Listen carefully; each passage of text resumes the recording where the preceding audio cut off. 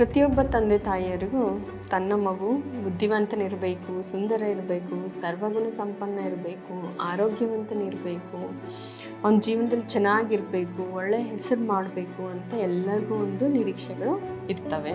ಮಗು ಹುಟ್ಟಲಿರಬೇಕಾದ್ರೆ ಮಗುವಿನ ಮೆದುಳಿನ ಬೆಳವಣಿಗೆ ಆಗ್ತಿರ್ಬೇಕಾದ್ರೇ ಆವಾಗಲೇ ನಾವು ಒಂಚೂರು ಗಮನ ಹರಿಸಿ ಕೆಲವೊಂದು ಆ್ಯಕ್ಟಿವಿಟೀಸ್ಗಳನ್ನು ಮಾಡೋದ್ರಿಂದ, ಕೆಲವೊಂದು ಸಂಗೀತಗಳನ್ನು ಆಲಿಸೋದ್ರಿಂದ, ಕೆಲವೊಂದು ಜಪಗಳನ್ನು ಮಾಡೋದ್ರಿಂದ ನಮ್ಮ ಮಗುವಿನ ಬ್ರೈನ್ ಕೆಪಾಸಿಟಿಯನ್ನು ನಾವು ಜಾಸ್ತಿ ಮಾಡ್ಬೋದು. ಒಂದು ಒಳ್ಳೆಯ ಇಂಟೆಲಿಜೆಂಟ್ ಬುದ್ಧಿವಂತ ಮಗುವನ್ನು ಪಡೆಯಲು ನಾವು ಒಂದು ಕಾರ್ಯವನ್ನು ಮಾಡಬೇಕಾಗತ್ತೆ. ಇದನ್ನು ಮಗು ನಿರ್ಮಾಣ ಆಗ್ತಿರ್ಬೇಕಾದ್ರೆ, ಅಂದರೆ ಮಗು ಭ್ರೂಣದಲ್ಲಿ ಇರಬೇಕಾದ್ರೇ ನಾವು ಈ ಕಾರ್ಯವನ್ನು ಮಾಡಬೇಕಾಗತ್ತೆ.